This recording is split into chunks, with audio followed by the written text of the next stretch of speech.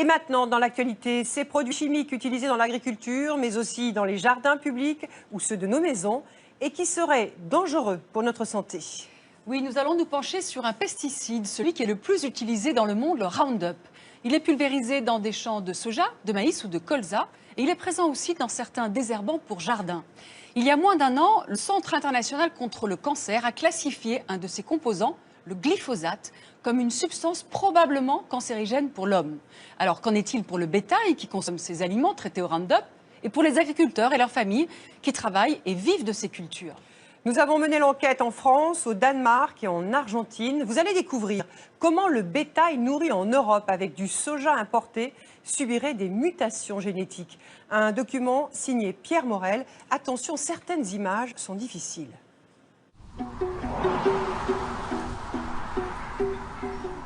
Au nord du Danemark, Ib Petersen élève des porcs depuis plus de 40 ans.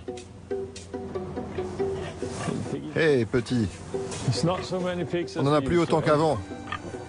Mais en 2007, il doit soudainement faire face à une étrange épidémie.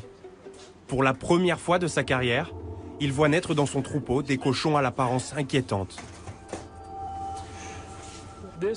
Celui-là a 2 têtes en une.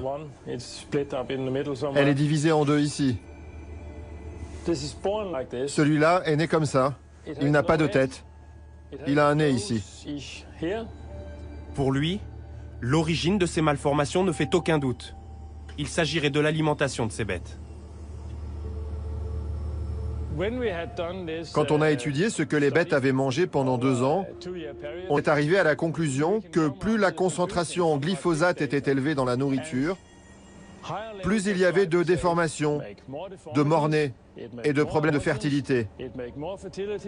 Alors là, on s'est dit, oh, qu'est-ce que c'est que ça? Il y a un lien.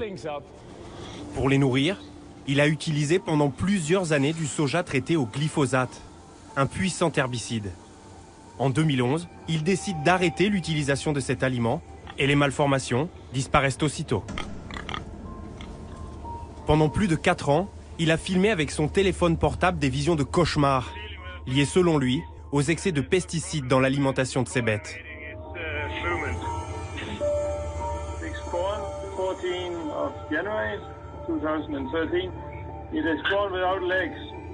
This pig is born on the 24th of January 2013. The 24th of January 2013. This pig is born on the 26th of January 2013. It's got bone in it, sort of twisted bone. But if you look inside, oops. Le glyphosate, c'est le pesticide le plus utilisé dans le monde. Il est pulvérisé dans les champs de soja, de maïs, de colza. On le trouve aussi dans les bidons que nous achetons pour désherber nos jardins. Cancer, malformation, partout autour du monde, cet herbicide est soupçonné d'empoisonner le bétail, mais aussi les humains. En France, en Argentine et au Danemark, nous avons enquêté sur cette substance controversée.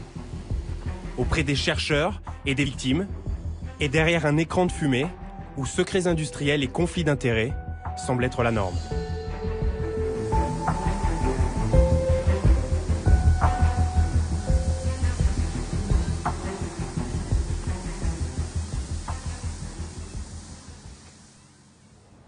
Chaque jour, Sabine vient chercher ses enfants à l'école.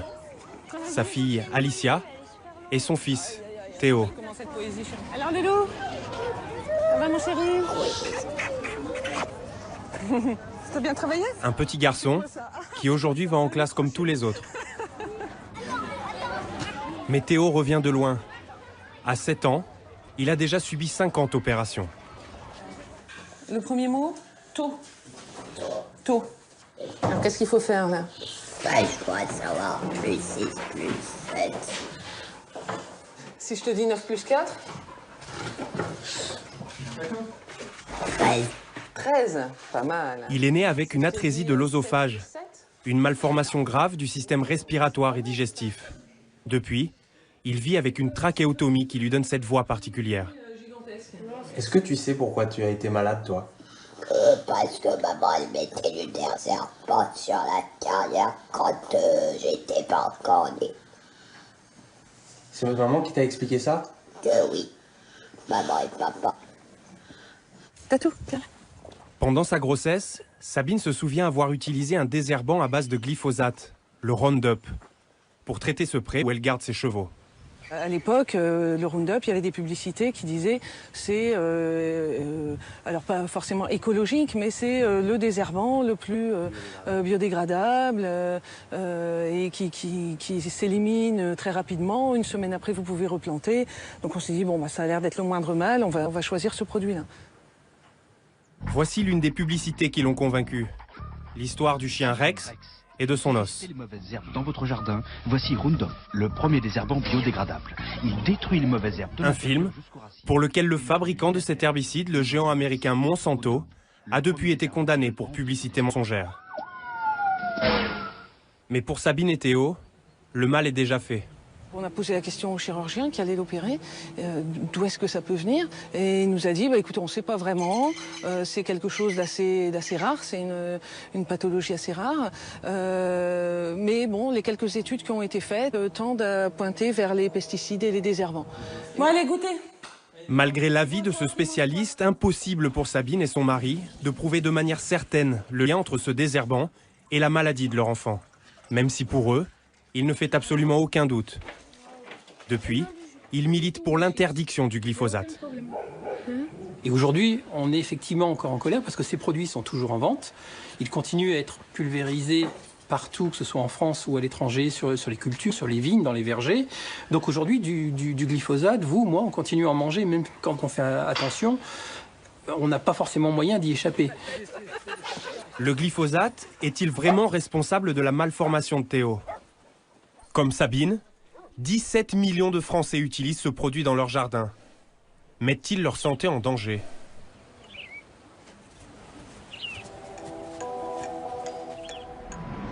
Pour le savoir, nous nous sommes rendus dans un pays qui est aujourd'hui l'un des plus grands consommateurs mondiaux de glyphosate, l'Argentine. Dans la province de Santa Fe, ce que l'on appelle ici l'or vert s'étale à perte de vue. Le soja, l'Argentine en est le 3e producteur et exportateur mondial. Chaque année, Martín Pilar en produit 700 tonnes. C'est ici que commence ma propriété. J'ai 200 hectares, 20 de maïs et 180 de soja. Cette parcelle a été pulvérisée il y a peu de temps. Et là maintenant, dans 10 jours, on va pouvoir semer du soja. Pour travailler ces 200 hectares, seulement 2 ouvriers. Un pour semer, un autre pour répandre du glyphosate sur les mauvaises herbes. Comment ça va ici? Est-ce qu'il faut recharger des graines? Non, c'est bon là. Comme la quasi-totalité des agriculteurs argentins, Martín cultive du soja génétiquement modifié. Ça, vous voyez, ce sont les semences de soja. Et le vert dessus, c'est de l'engrais. Ces graines, développées par Monsanto, sont spécialement fabriquées pour être associées au glyphosate, également commercialisé par la marque américaine. Pour augmenter les rendements, Martín en utilise toujours plus et y ajoute même d'autres produits. On utilise du glyphosate. Mais le glyphosate, c'est comme quand on s'habitue aux antibiotiques. Il y a des mauvaises herbes qui sont devenues résistantes au glyphosate. Et alors, comment vous faites? Alors, on doit utiliser d'autres produits ou on doit travailler en utilisant des doses plus élevées. Avec le glyphosate, il ajoute notamment du 2,4-D, un des composants de l'agent orange, un désherbant aujourd'hui interdit, utilisé comme arme de guerre par l'armée américaine au Vietnam. Des cocktails de substances chimiques aux effets inconnus sur la santé humaine. À 800 km de là, la province du Chaco, au nord du pays. Une des régions les plus pauvres d'Argentine. Le village de la Tigra est cerné par les champs de soja et les pulvérisations aériennes de pesticides. Inès a toujours travaillé dans les champs. Ils viennent tout le temps avec des hélicoptères pulvériser du poison. Et avec le vent du nord, on reçoit tout ici. On sent que ça nous colle à la peau. Alors qu'elle était enceinte de 2 mois, un avion passe juste au-dessus d'elle. Plusieurs allers-retours et autant de pulvérisation. Elle se retrouve cernée par des vapeurs de glyphosate.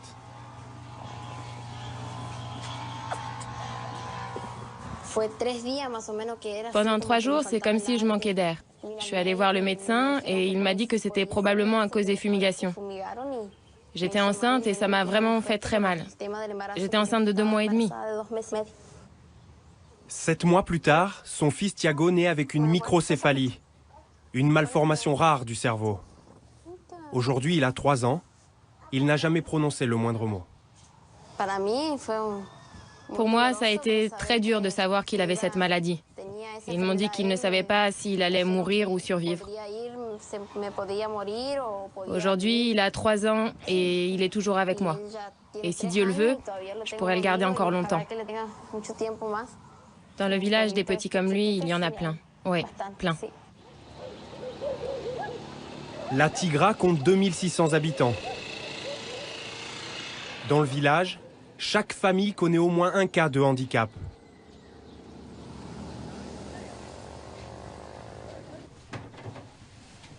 Yanina ne peut plus laisser sa fille sans surveillance. Guadalupe a 10 ans. Elle est atteinte d'une maladie dégénérative. Son état a commencé à se dégrader quand elle avait 4 ans et les médecins ne savent toujours pas ce qu'elle a. C'était une petite très joueuse, très éveillée, très maligne. Jusqu'à l'âge de 4-5 ans, elle était normale. Et en 1 an, elle est revenue en arrière, comme si elle était née à nouveau, comme si elle était redevenue un bébé.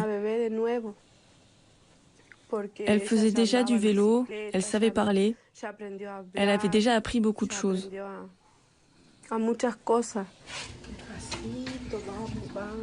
Guadalupe s'éteint chaque jour un peu plus. Elle ne peut plus se déplacer seule. Sa parole s'en est allée en quelques mois.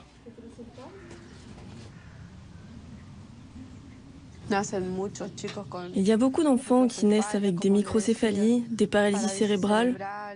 Il y a beaucoup de cas, vraiment. Tout ce que nous ont dit les docteurs, c'est que ça pouvait être génétique. Je ne sais pas quoi penser parce que... Il y en a toujours plus. Il y a toujours plus d'enfants qui tombent malades. Et avant, ce n'était pas comme ça, pas à ce niveau-là.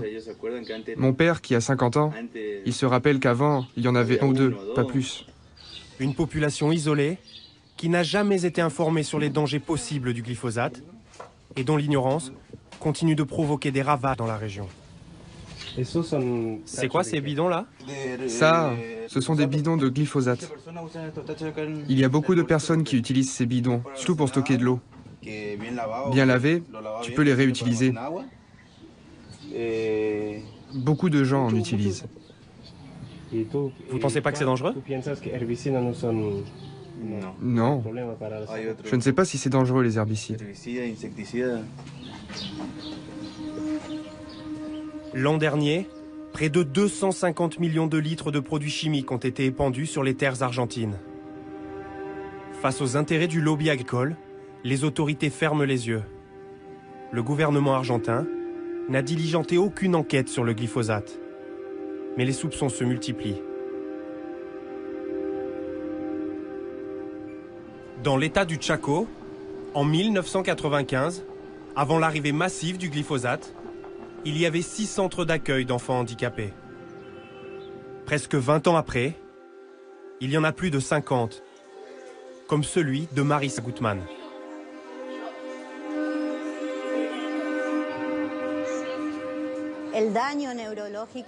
L'état neurologique de ces enfants est irréversible. Il n'y a pas d'autre solution que travailler du mieux possible pour améliorer leur quotidien. Mais on ne pourra pas faire plus pour eux. Marisa Gutman a toujours travaillé avec des enfants handicapés. Mais face à l'afflux de malades, ces dernières années, elle n'est plus en mesure d'accueillir tous les enfants qui frappent à sa porte.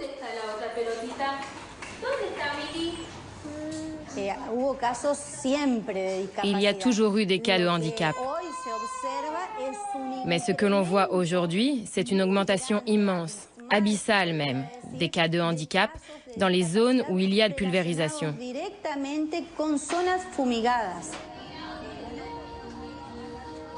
En Argentine, la seule étude sur les effets du glyphosate dans les zones agricoles a été menée par un professeur de médecine de l'université de Rosario. Depuis 5 ans, avec ses étudiants, Damián Versenassi a interrogé plus de 120 000 habitants de ces régions.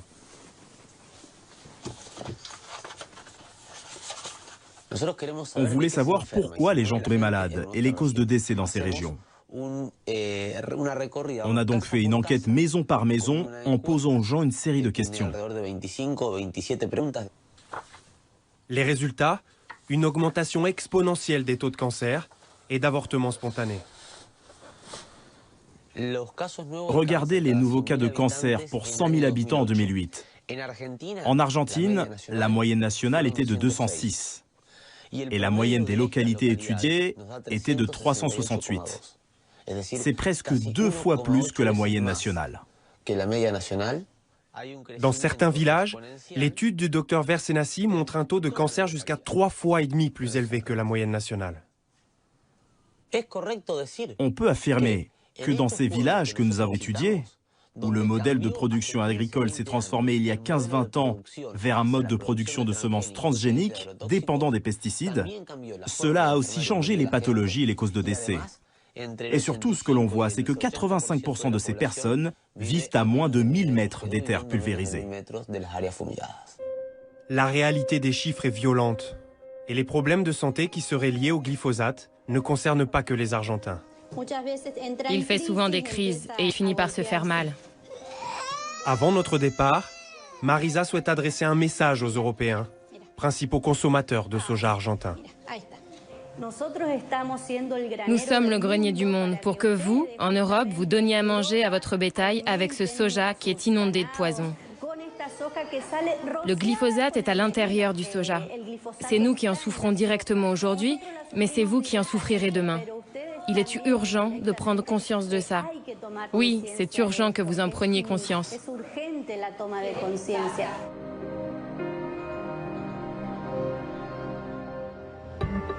Chaque mois, 150 000 tonnes de soja traitées au glyphosate débarquent dans les grands ports de l'Hexagone, en provenance des États-Unis, du Brésil et de l'Argentine.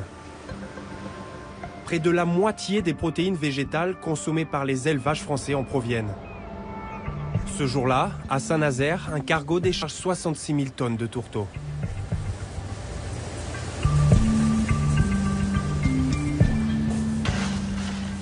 Ce soja, dopé au glyphosate, c'est celui qu'utilise Hervé Pillot, en Vendée. Après des dizaines de coups de téléphone, c'est le seul éleveur en France à avoir accepté de nous recevoir. Il possède 150 têtes de bétail, dont des vaches laitières. Et pour garantir leur rendement, Hervé leur donne des protéines, du soja. Ça doit faire 40 ans qu'ils s'en utilisent dans les élevages laitiers en France. On n'a pas, d'une part, de lait sans protéines ou de viande sans protéines. Jour d'aujourd'hui, la protéine encore la plus intéressante, c'est le soja. Ces vaches en consomment en moyenne 2,5 kg par jour. Allez là, allez! Et pour l'instant, même si ce produit présente des traces de glyphosate, Hervé Pillot ne pourrait pas gérer son exploitation en renonçant au soja. Si on devait brutalement changer, parce qu'on mettait une interdiction sur le soja par exemple, on ferait baisser considérablement la production, et là le risque il est réel. Et d'un autre côté, pourquoi se passer d'une source de protéines aussi bonne que celle-là? Pourquoi se passer du soja? C'est aussi ce que pensait Ib Petersen, l'éleveur danois qui a vu naître dans son troupeau des porcelets atteints d'étranges malformations. Il a aussi vu se développer des épidémies de diarrhée qui ont tué des centaines de bêtes. Il décide alors de retirer le soja de leur alimentation pour le remplacer par de l'orge, cultivée dans sa ferme. L'épidémie disparaît en seulement 3 mois, mais réapparaît mystérieusement 2 ans plus tard. C'est à ce moment-là que j'ai compris que c'était le glyphosate, et non le soja, qui avait un impact sur la santé des bêtes. Parce qu'à ce moment-là, je n'avais plus assez de grains dans mes propres champs pour nourrir mes porcs. Alors j'ai dû acheter 3 camions d'orge. Aussitôt que j'ai donné cette orge à mes bêtes, nous avons eu à nouveau des diarrhées jaunes, comme nous n'en avions pas eu depuis plus d'1 an dans l'élevage. Je me suis dit, ok, Là, je dois faire un test. Et les résultats ont montré qu'il y avait du glyphosate dans ces camions.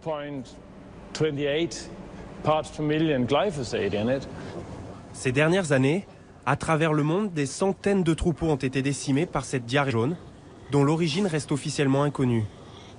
Ib Petersen, lui, a simplement retiré le glyphosate de l'alimentation de ses bêtes, et depuis 2 ans, aucune épidémie n'a frappé son troupeau. Après 6 mois, on s'est rendu compte que l'on utilisait un tiers d'antibiotiques en moins que ce que nous avions l'habitude d'utiliser avant. Le graphique est totalement clair. Au Danemark, la découverte de Ib Petersen alerte le gouvernement. Le Parlement diligente aussitôt une enquête. Et des scientifiques se mettent à étudier la question. Martin Tang est à la tête de ce groupe de recherche. Nous voulons la meilleure nourriture pour produire le meilleur lait et des animaux en bonne santé.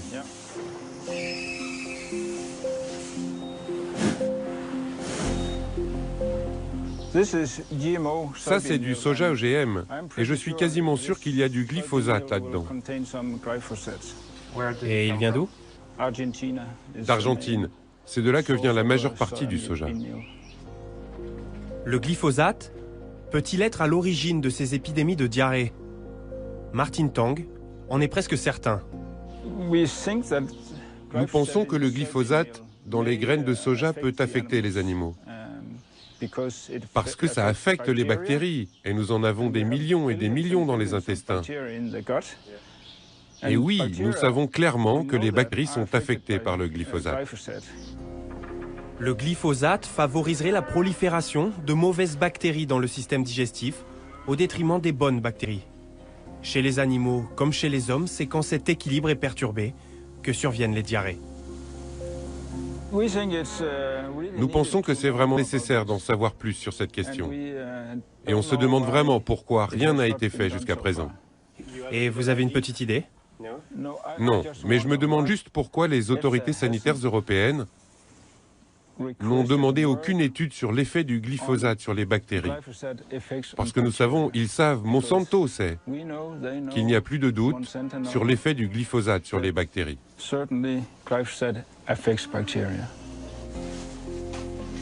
Présent dans l'alimentation des animaux, le glyphosate l'est aussi dans celle des humains.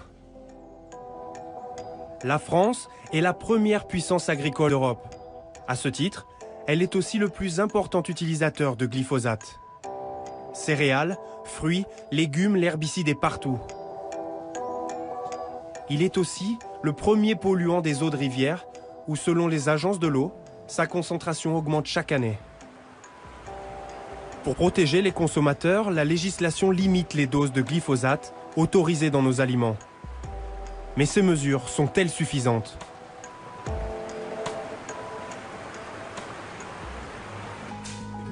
En 2012, Gilles-Éric Serralini, chercheur à l'université de Caen, décide de nourrir des rats avec du maïs OGM douché au Roundup.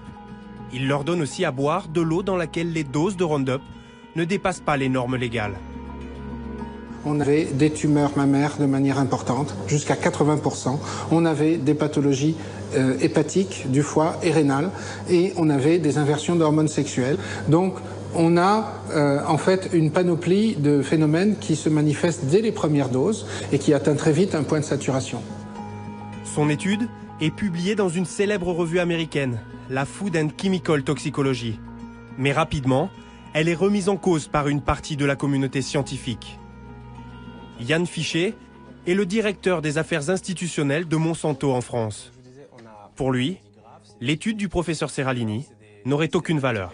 Écoutez, je ne vais pas passer beaucoup de temps sur l'étude de M. Serralini.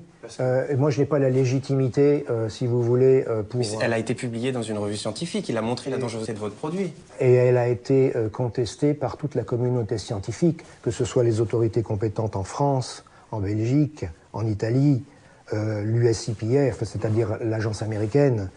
J'en oublie sûrement. Je me fie, si vous voulez, à toutes ces instances indépendantes, scientifiques, qui ont porté un jugement sur cette étude. Mais le professeur Serralini poursuit ses recherches. Il affirme même avoir découvert la véritable cause de la toxicité du Roundup. Au-delà du glyphosate, il y aurait d'autres substances dangereuses dans le désherbant, dont la firme Monsanto ne mentionnerait pas la présence. Ce qu'elle a fait, c'est des tests sur le glyphosate tout seul. Or, le glyphosate tout seul est jusqu'à 1000 fois moins toxique que le Roundup. Et ce qui me scandalise dans le fond, c'est que les collègues des agences de réglementation, ils ne vérifient pas ça. Ils ne demandent pas des tests à long terme avec le mélange tel qu'il est vendu aux agriculteurs. Au printemps dernier, la thèse du professeur Serralini obtient un soutien de poids, celui de l'Organisation mondiale de la santé. Après avoir évalué 260 études menées par des chercheurs indépendants, cette institution décide de classer le glyphosate parmi les substances cancérigènes probables. Catherine Guitton est directrice de recherche à l'OMS.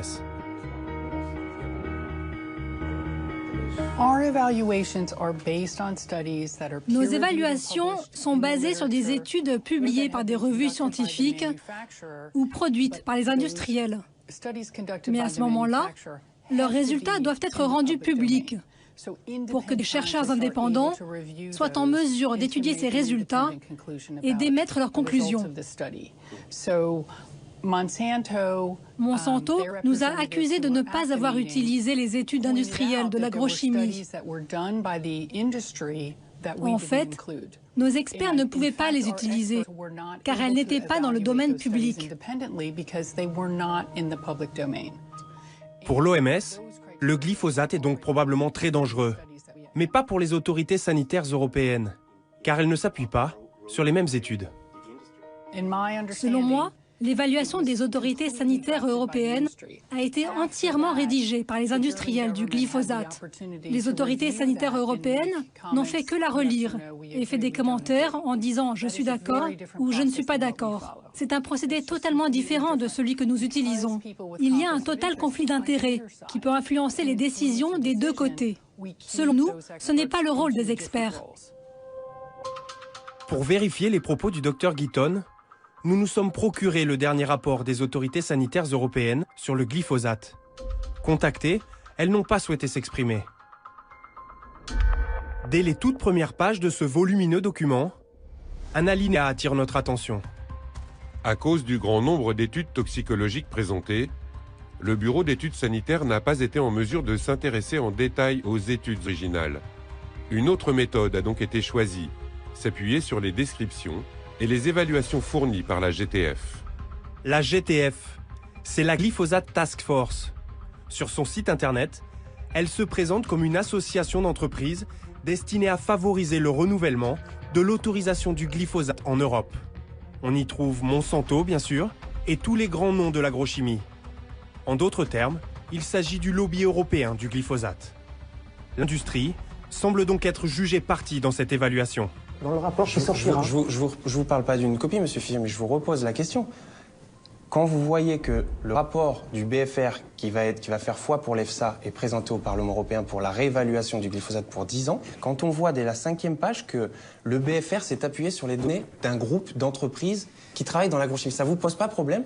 C'est la réglementation qui prévoit les choses comme ça. D'accord. Donc c'est-à-dire que pour vous, que ce soit les industries du glyphosate qui jugent de la toxicité de leurs produits et non pas des experts indépendants, c'est normal. Nous faisons une première évaluation. Est-ce que vous trouvez ça normal, vous, monsieur Fier? Moi, je trouve ça tout à fait normal, parce que ça se passe tout à fait bien. Nous voulons également connaître son avis sur les résultats de notre enquête en Argentine, et notamment sur les taux de cancer dans les zones agricoles. Quand vous voyez une étude sur 120 000 personnes où on montre qu'il y a 250% de plus de cancer dans les régions où il y a des épandages de glyphosate, selon vous, c'est pas une preuve? Je ne suis pas épidémiologiste, je m'appuie sur des gens, sur des scientifiques locaux qui regardent les choses et qui parlent avec mes collègues épidémiologistes en Argentine. C'est-à-dire que seuls les chercheurs à lesquels vous faites confiance chez Monsanto ont droit de réponse? Là, c'est-à-dire que ça, on ne doit pas le prendre en compte? L'étude financée par le gouvernement, Monsieur, ce n'est pas une étude. Non, c'est une étude épidémiologique. Elle n'est pas publiée, on ne sait pas comment c'est fait, on ne se connaît pas. Peut-être qu'elle sera publiée un jour, peut-être. C'est-à-dire pour l'instant, elle ne l'est pas. C'est-à-dire que toutes les preuves évidentes, que ça soit... C'est évident que pour vous. Donnez-moi, dites-moi... L'absence de preuves, donnez-moi une preuve contraire, je suis prêt à l'entendre. C'est le leitmotiv de Monsanto. À la fin de notre enquête, il nous semblait que les géants de l'agrochimie étaient intouchables. Mais nous avons pris le train une dernière fois, en direction de Lyon. C'était le 10 septembre dernier. La cour d'appel s'apprêtait à écrire une nouvelle page de l'histoire de la justice française. Derrière ces portes, les derniers instants d'un feuilleton judiciaire ouvert il y a 8 ans. Au même moment, à Paris, un homme comptait les secondes qui le séparaient de cette décision. C'est 8 ans de combat, 8 ans qui m'ont pris beaucoup d'énergie. Paul François est agriculteur. En 2004, il a été intoxiqué par un herbicide de Monsanto. Non pas du glyphosate, mais du Lasso, retiré de la vente en 2007. Atteint de lésions cérébrales et de troubles neurologiques graves, sa vie a basculé. La Cour d'appel de Lyon vient de rendre son arrêt. Oui, maître Laforde, Vincent de Faucroix. Je viens d'avoir l'arrêt, il est confirmatif. Confirmatif. Donc. C'est bon. Pour la première fois au monde, un fabricant de pesticides est condamné pour défaut d'information. Pourtant, pendant des années, Monsanto a affirmé pour le Lasso comme pour le Roundup qu'aucune preuve ne permettait d'accuser son produit. J'ai rappelé, c'est confirmé, on a gagné. On a gagné, c'est confirmé, la décision est confirmée. Ah, c'est beau. Ça n'a pas été pour rien. Bon sang. C'est bien de pouvoir leur mettre une claque à ces mecs-là. C'est bien. On doit être très méfiant de ce qui nous est vendu, de ce qui nous est proposé, toutes ces méthodes. Parce que derrière une autorisation de mise sur le marché, ce n'est pas un sésame d'un produit inoffensif. Ce n'est pas qu'un médicament des plantes, comme certains peuvent le dire. C'est un produit qui peut être parfois hautement toxique. Un petit céréalier charentais vient de faucher le plus grand géant de l'agrochimie mondiale, Monsanto. La fin d'un long combat pour un homme et une brèche qui s'ouvre dans la responsabilité des fabricants de pesticides.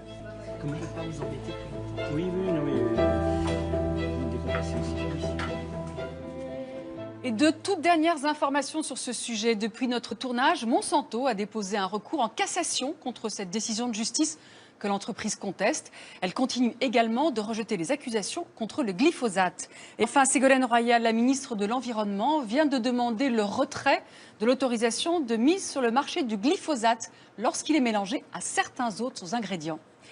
Et maintenant, notre nouvelle rubrique Sans se cacher. Bonsoir Laura. Bonsoir. C'est vous cette semaine qui dévoilez le profil d'un homme inconnu du grand public, mais dont le geste a provoqué la curiosité de plus de 10 millions de personnes. Tout à fait. Il est apparu quelques jours après les attentats de